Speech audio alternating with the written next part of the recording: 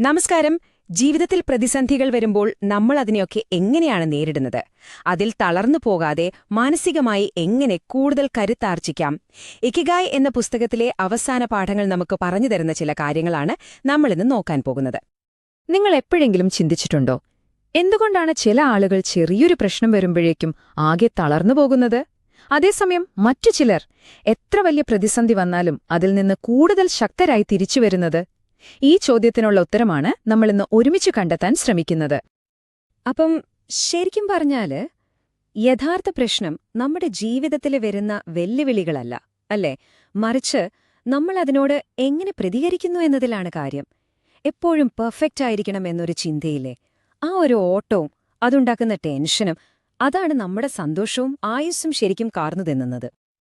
ജീവിതത്തിലെ കൊടുങ്കാറ്റുകളൊക്കെ വരും, അത് ഉറപ്പാണ്. അത് ഒഴിവാക്കാൻ നമുക്ക് പറ്റില്ല. പക്ഷേ അതിനെ നേരിടാനുള്ള ആദ്യത്തെ സ്റ്റെപ്പ് എന്താണെന്നറിയാമോ? ആ വെല്ലുവിളികളെ അംഗീകരിക്കുക എന്നത് തന്നെയാണ്. അങ്ങനെ അംഗീകരിച്ചു കഴിഞ്ഞാൽ അടുത്ത പടിയിലേക്ക് കടക്കാം. ഇവിടെയാണ് നമ്മൾ വളരെ പ്രധാനപ്പെട്ട ഒരു ആശയത്തിലേക്ക് വരുന്നത്: വീണ്ടെടുക്കൽ ശേഷി, അല്ലെങ്കിൽ നമ്മൾ ഇംഗ്ലീഷിൽ പറയുന്ന റെസിലിയൻസ്. എന്താണ് ഈ വീണ്ടെടുക്കൽ ശേഷി? സിമ്പിളായി പറഞ്ഞാൽ, വീണുപോയാലും തിരിച്ചെഴുന്നേൽക്കാനുള്ള ഒരു കഴിവ്, പ്രതിസന്ധികളിൽ നിന്ന് കരകയറി പഴയ അവസ്ഥയിലേക്ക് തന്നെ തിരിച്ചുവരാനുള്ള ഒരു പവർ. ജപ്പാനിൽ ഇതിനെക്കുറിച്ച് മനോഹരമായ ഒരു പഴമൊഴിയുണ്ട്: 7 തവണ വീണാലും 8ാമത് എഴുന്നേൽക്കുക. എന്താ അതിന്റെ അർത്ഥം? വീഴ്ചകളൊക്കെ ജീവിതത്തിൽ സാധാരണമാണ്. അതൊന്നും ഒരു ഫൈനൽ പരാജയമല്ല, വെറും താൽക്കാലികമായ തടസ്സങ്ങൾ മാത്രം. എഴുന്നേറ്റ് മുന്നോട്ടു പോവുക, അതാണ് കാര്യം. പക്ഷേ ഒരു ചോദ്യമുണ്ട്: വീണിടത്ത് നിന്ന് എഴുന്നേറ്റ് പഴയതുപോലെ ആയാൽ മാത്രം മതിയോ? അതോ ആ വീഴ്ചയിൽ നിന്ന് വല്ലതും പഠിച്ച് അതിനേക്കാൾ കരുത്തോടെ നമുക്ക് വളരാൻ പറ്റുമോ? പറ്റും. അവിടെയാണ് നമ്മൾ ആന്റി ഫ്രെജിലിറ്റി എന്ന കിടിലൻ ആശയത്തിലേക്ക് വരുന്നത്. ഈ രണ്ട് കാര്യങ്ങളും തമ്മിൽ നല്ല വ്യത്യാസമുണ്ട് കേട്ടോ. റെസിലിയൻസ് എന്ന് പറയുന്നത് ഒരു റബ്ബർ പന്ത് പോലെയാണ്. നമ്മളതിനെ താഴേക്കിട്ടാൽ അത് പഴയ രൂപത്തിൽ തന്നെ തിരിച്ചു പൊങ്ങിവരും, അല്ലേ? പക്ഷേ ആന്റി ഫ്രെജിലിറ്റി അങ്ങനെയല്ല. അത് ഒരു പടി കൂടി മുന്നിലാണ്. നിങ്ങൾക്കൊരു പ്രശ്നം വരുമ്പോ, ഒരു സ്ട്രെസ് വരുമ്പോ, അത് നിങ്ങളെ തളർത്തുന്നതിന് പകരം നിങ്ങളെ കൂടുതൽ ശക്തരാക്കി മാറ്റുന്നു. ഓരോ വീഴ്ചയും നിങ്ങൾക്ക് ഓരോ പാഠമാണ്, ഓരോ നേട്ടമാണ്. അപ്പൊ ചോദ്യം ഇതാണ്: എങ്ങനെയാണ് നമുക്കിങ്ങനെ ഒരു മാനസികാവസ്ഥയിലേക്ക് എത്താൻ കഴിയുക? പ്രതിസന്ധികളെ നേട്ടങ്ങളാക്കി മാറ്റാൻ കഴിയുക? അതിന് ഈ പുസ്തകം ഒരു കിടിലൻ ജാപ്പനീസ് തത്വം പരിചയപ്പെടുത്തുന്നുണ്ട്: വാബി സാബി. നിങ്ങൾ നോക്കൂ, ഈ പുസ്തകത്തിലെ ഒരു അധ്യായത്തിന്റെ പേര് തന്നെ അപൂർണതയുടെ അഴക് എന്നാണ്. ഇതാണ് വാബിസാബിയുടെ കാതൽ. അതായത്, പൂർണ്ണമല്ലാത്ത, ചിലപ്പോൾ കേടുപാടുകൾ സംഭവിച്ച കാര്യങ്ങളിലുമുണ്ട് ഒരു പ്രത്യേക സൗന്ദര്യം. അത് കണ്ടെത്തുക.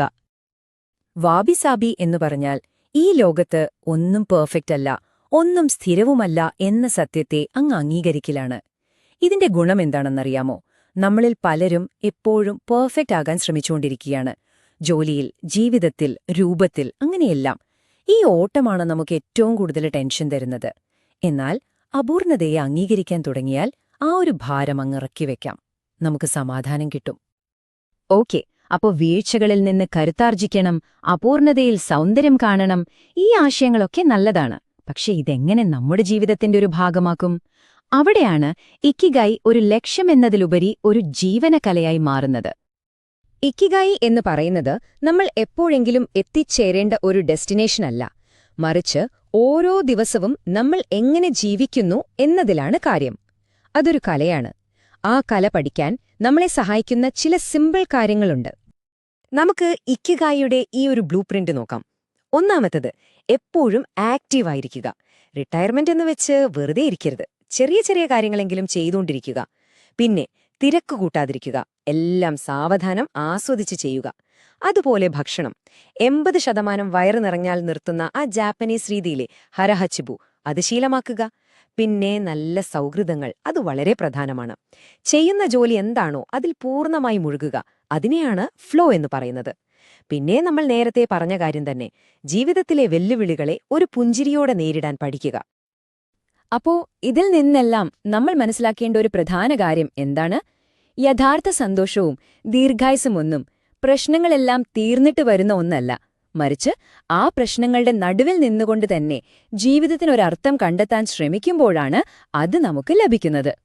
ഇവിടെയാണ് റെസിലിയൻസും ഇക്കിഗായും ഒന്നിക്കുന്നത്. ഒരു പഴയ വിലപിടിപ്പുള്ള പാത്രം പോലെയാണ് നമ്മുടെയൊക്കെ ജീവിതം. അതിന്റെ ഭംഗി അതിലൊരു പോരൽ പോലുമില്ല എന്നതിലല്ല, മറിച്ച് കാലം അതിന് നൽകിയ ആ ചെറിയ വിള്ളലുകളിലും പാടുകളിലുമൊക്കെയാണ്.